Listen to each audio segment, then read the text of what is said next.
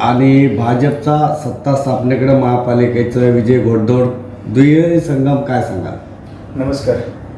सर्वप्रथम मी माझ्या तमाम निवडून आलेल्या सदस्यांचं मनापासून त्यांचं अभिनंदन करतो आणि खरोखर या यशाचा वाटा ज्यांच्या मार्गदर्शनाखाली आपण ही निवडणूक लढवली ते आदरणीय रामशेठ ठाकूर साहेब, आदरणीय जे म्हात्रे साहेब आणि पनवेलचे लाडके आमदार आदरणीय प्रशांतजी ठाकूर साहेब.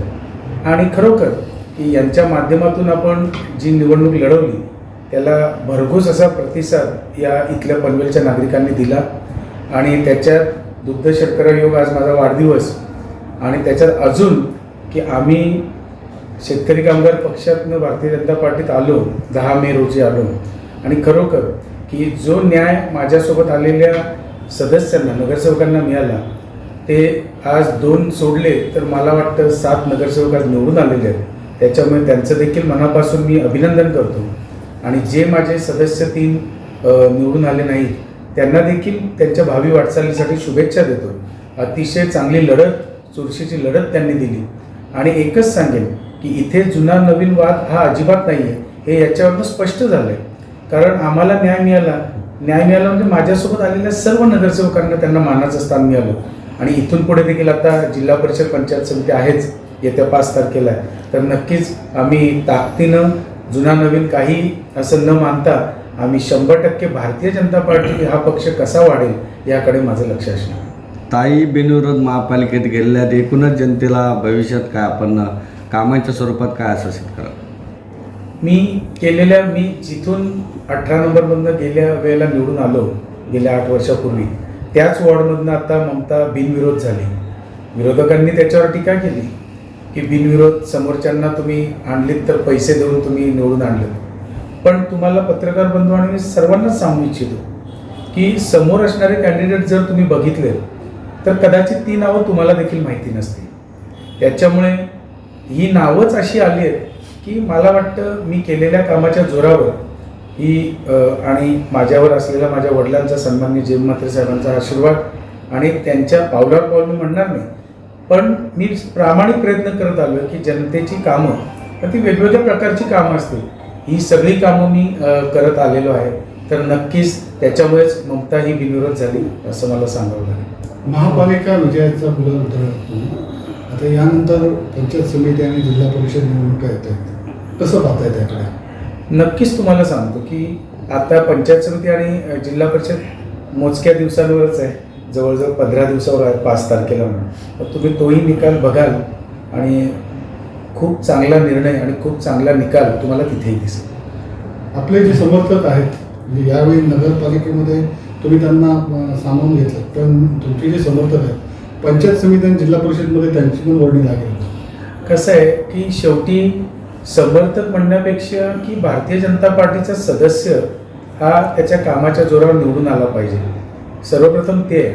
मग माझ्यासोबत जरी सदस्य आले परंतु शेवटी इथे देखील सगळे नेते मंडळी, कार्यकर्ते सुचवतील तोच नाव पुढे यायला पाहिजे या मताचा मी आहे. आणि त्यामुळे नक्कीच जिथे ज्यांना मिळाली नाही याचा अर्थ असा नाही ते काम नाही, पण तिथे कोणीतरी तुल्यबळ असेल किंवा नागरिकांची इच्छा त्यांच्याकडे कळ जास्त असेल असं असू शकतं. पण आमची ही एकाकी आणि आमची एकी खूप चांगली झालेली आहे. त्याच्यामुळे मला वाटतं हे रागरुसवे आता इथे अजिबात होणार नाही. त्याच्यामुळे अतिशय गुण्यागोविंदाने आम्ही पुढे पक्ष वाढवण्यासाठी पुढे चालणार. आमदार एक मिनिट, आपल्या सर्वांचे लाडके आमदार प्रशांत ठाकूर कंटिन्यू 3 वेळा निवडून आलेले आहे. मला वाटतं त्यांना मंत्रिमंडळात पुढे स्थान मिळेल का? नक्कीच. ते सुद्धा आपण बघतो की पनवेलमध्ये कार्यरत आहेत, अतिशय चांगलं काम करतात. महापालिकेची कामं आपण बघितली की ज्यावेळी जसं मी विरोधी पक्षनेता होतो आणि सभागृह नेते परेश ठाकूर होते, आम्ही कधी विकासाच्या कामाला कधी मी विरोध केला नाही. आम्ही एकाकी नेहमी पत्रकार बंधू पण कधी मला विचारायचे की तुम्ही कुठल्याच याला विरोध करत नाही. जी चांगली कामं आहेत, आता जी झालेत कामं त्याला आपण चांगले बोलावंच लागेल. रस्त्याचं कॉन्क्रिटीकरण आहे, बरेचसे रस्ते, बरेचसे अंडरग्राऊंड ड्रेनेज झालेले आहेत, बरेचसे रस्ते झाले. तर आपले स्ट्रीट लाईटचे इलेक्ट्रिक जे पोल आहेत हे तुम्ही बघाल किंवा अंडरग्राऊंड केबल आता इलेक्ट्रिसिटीची गेलेली, या बऱ्याचशा गोष्टी चालू आहेत. वडाळे तलाव बघाल की ज्याचं काम मी पत्राने माझ्या दिलं आणि त्याला एकदम आर्किटेक्ट थ्रू मी प्लॅन दिलं होतं आणि त्या पद्धतीनेच तसं ते झालं. त्याच्यामुळे मला वाटतं इथे कुठे असं हे नाही. त्यामुळे आमदार प्रशांत ठाकूर हे जसे आत्ता एवढ्या वेळेला निवडून आले तर नक्कीच ते कामाच्या जोरावर निवडून आलेले आहेत. त्याच्यामुळे मला वाटतं इथून पुढेही त्यांचा असलेला जनसंपर्क दांडगा आहे आणि त्यांची जी असलेली विचारपूस आणि कार्यकर्त्यांच्या खांद्यावर हात टाकून किंवा इतर नगरसेवक कोणी पदाधिकारी असतील या सगळ्यांना विचारतात आणि मी गेल्या आत्ता मे महिन्यापासून मी बघतोय स्वतः. त्याच्यामुळे काही गोष्टी ज्या आहेत ज्या आम्ही ॲक्च्युअल अनुभवतो आणि त्याचीच ही प्रचिती आहे असं मला बोलावं. महानगरपालिकेत जे कर लादलेले लोकांवर त्याबद्दल तुमचं काय म्हणणं आहे? तुम्हाला सांगतो, ज्यावेळी सन्माननीय एकनाथ शिंदे साहेब त्यावेळी मी विरोधी पक्षनेता होतो, 30% केलं, पण तेव्हा सगळ्यांनीच कोणाचं असं हे नव्हतं की कर भरा. त्यावेळी बघा की त्यावेळी मी शेका पक्षात असलो तरी भारतीय जनता पार्टीचे सदस्य देखील तेव्हा होते.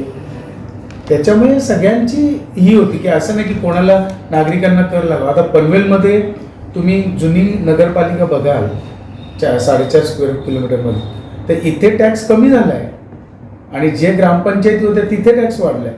म्हणजे याचा अर्थ कुठेतरी टॅक्स भरणं नाही. आणि तुम्हाला जर आठवत असेल, जेव्हा अजितदादा पनवेलला आले होते त्यावेळी त्यांनी आमसभेत तिथे सांगितलं होतं की टॅक्स हा काय फ्री असू शकत नाही, हां, पण त्याला एक मर्यादा असली पाहिजे.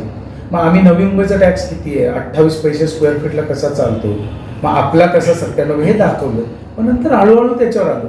आता आम्ही सुद्धा प्रयत्नात आहोत, जशी शास्ती माफ झाली त्या पद्धतीनं अजून काय त्याच्यात करता येईल याच्यासाठी आम्ही प्रयत्नशील आहोत 100%. आणि नक्कीच ते नागरिकांच्या बाजूने आम्ही त्याचा निर्णय घेणार आहोत. पनवेलमधील महायुतीचा विजय जिल्हा परिषदेच्या निवडणुकीसाठी कसा लाभदायक ठरेल, कसं आव्हान? आता तुम्ही बघताय की 60 सीट आल्या, 51 सीट पहिले होत्या, 60 सीट आल्या आणि आता आम्ही आल्यानंतर तुम्ही बघाल की 6+1 म्हणजे 6 भारतीय जनता पार्टी आणि एक अपक्ष अशा 7 सीट बिनविरोध झाल्या. तर तुम्ही बघाल या माझ्या प्रभागातल्याच 20 नंबर पण आमच्यासोबत आलेले प्रभागातले आणि 19 नंबरमध्ये पण सीट उभ्या असायच्या. म्हणजे आता हे कसं आहे की आम्ही जुना नवीन वाद न करता या 7 सीट बिनविरोध झाल्या आणि इथून पुढे तुम्ही बघताय की आता 51च्या 60 झाल्या. मी असं म्हणत नाही की या आमच्यामुळे झाल्या, पण आम्ही खूप कमी वेळेमध्ये जो आमचं मनोमिलन झालं आणि आमच्या सगळ्या नगरसेवकांना न्याय मिळाला, त्याच्यामुळे माझ्यासोबत आलेल्या लोकांनी देखील त्याच ताकदीनं काम केलं कारण इथे न्याय मिळतं म्हणून काम केलं. दादा, लागूनच पनवेलला लागून नवी मुंबई महानगरपालिका आहे. तिथं 524 फुटाला कर माफ आहे. मग इथं पनवेलमध्ये का नाही, असं का दुजावं? हे कसं आहे की तुम्हाला सांगतो, काही आपली महापालिका नवीन आहे. मी तुम्हाला खरंच सांगतो की आत्ता पहिली गोष्ट शास्ती माफ केली, त्याच्यानंतर व्याज माफ केला, त्याच्यानंतर करामध्ये काही जे स्क्वेअर फीट घर ज्यांचे जास्त आहेत ते पण तुम्ही बघा सर्वेमध्ये काही चुका झाल्या की सर्वेमध्ये ते पण आता करेक्शन केलं. त्याच्यामुळे मला वाटतं हे हळूहळू एकेका टप्प्यात होईल. जसं नवी मुंबईला तुम्ही बघताय की 25 वर्षाच्या कालावधीमध्ये थोडा टॅक्स वाढवला, त्याच्यामुळे ही आता सुरुवात आहे. त्याच्यामुळे मला वाटतं हे जास्त काही लांबणीवर नाही आहे. आणि जर उत्पन्नाचा स्रोत आता आपल्या इथे एवढे तळोज आहे, हे सगळी गोष्ट वाढली तर मला वाटतं पुढे जाऊन कमी पण होईल. पालिकेचं उत्पन्न वाढलं तर 100% टॅक्स कमी होईल आणि आम्ही त्याच्यासाठी बसलो. दादा, महापालिकेमध्ये बिनविरोध दिदींना निवडून दिलेला आहे. महापौर पदासाठी जर महिला आरक्षण मिळालं तर दिदींना महापौर बघायला तुम्हाला कसं वाटेल किंवा काय सांगाल त्याबद्दल? कसं आहे की महायुतीचं आत्ता इथे सरकार आलेलं आहे. सरकार म्हणण्यापेक्षा की इथे सत्ता आलेली आणि त्याच्यात नक्कीच भारतीय जनता पार्टी ही 1 नंबरला आहे. आणि त्याच्यात मला वाटतं जो नेते सन्माननीय रामशेठ ठाकूर साहेब, सन्माननीय जयंत म्हात्रे साहेब, आमदार प्रशांत ठाकूर साहेब, जिल्हाध्यक्ष अविनाश कोळी असतील, ही सगळी मंडळी हे जे ठरवतील त्याप्रमाणे आम्ही काय असं हे ठरवून आलो नाही आहे की बाबा हे असंच पाहिजे. आणि तुम्हाला माझा स्वभाव तर माहिती आहे, परंतु की आपल्याला महापालिका चालवायची आणि आपल्याला विकासाभिमुख जे काम आहे हे नक्कीच तुम्ही माझ्या रूपाने जर तुम्ही बघितलं असेल तर मला वाटतं येत्या काही दिवसात आता तुम्हाला माहिती पडेल. आणि जर उद्या जर काही संधी मिळाली तर ती संधीचं सोनं करण्याचं काम किंवा नागरिकांना त्या सुविधा देण्याचं काम नक्कीच करणार. परंतु हे सगळं भारतीय जनता पार्टीचे ज्येष्ठ आपले नेते सगळे ठरवतील. आपला जन्मदिन अभिष्ट चिंतनाच्या अनुषंगाने आज आपण अनेक शुभेच्छा स्वीकारल्या. देवाकडे काय साकडा असेल पनवेलसाठी, महाराष्ट्रासाठी, देशासाठी? मला एकच सांगेन की परमेश्वराच्या मी प्रार्थना करेन की नेहमीच तुम्ही इतर राजकीय किंवा यांच्याकडे बघितलं तर जनतेला सुखी राहू दे, कामं होऊ दे, कुठलं संकट नको येऊ दे, हे तर असतंच. परंतु खरोखर सध्याची जी गरज आहे किंवा आता येणारा आंतरराष्ट्रीय दिवा पाटील विमानतळ चालू झाले, तिथे नोकर भरती आहे, 27 गावांमधली लोक लागत आहेत आणि त्याही व्यतिरिक्त तिथे बरेचसे छोटे छोटे बिझनेस येणार आहेत, बरेचशा नोकऱ्या येणार आहेत, जे मी लागू नये म्हणून सांगते. मग इथे जास्तीत जास्त आपल्या इथल्या तरुणांना कसं लावता येईल हे मी प्रामुख्यानं लक्ष घातलं. आत्तापर्यंत आम्ही जवळजवळ 1100हून अधिक तरुणांना तिथे संधी दिली या 27 गावांमध्ये. हे काही कमी नाही आहे. तर अशाच पद्धतीनं जिथे जिथे महापालिकेच्या रूपाने पण कुठे कुठे MIDC एरिया आहे, जिथे कुठे आम्हाला करता येईल.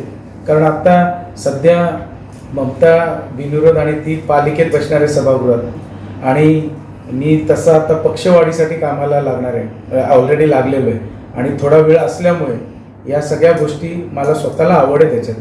कोणालाही गरीबाला एखाद्याला जर आपण कुठे नोकरीला लावलं तर त्याचं कुटुंब चालतं याची जाण मला चांगली आहे. त्याच्यामुळे नक्कीच येत्या काही दिवसात मी स्वतः दौरे चालू करणार आहे आणि इंडस्ट्रीयलमध्ये कुठल्या कुठल्या कंपन्या आहेत त्याच्यामध्ये कोण कोण आपल्या आहेत या सगळ्यांची मी लिस्ट घेऊन त्यांना व्यवस्थितरित्या पटवून आणि मग त्यांना कामाला लावणार. हेच माझं ध्येय आहे. आजच यूट्यूबवर हिंदुस्तान 24 तास न्यूज चॅनलला सबस्क्राईब करा आणि बेल आयकॉन दाबायला विसरू नका.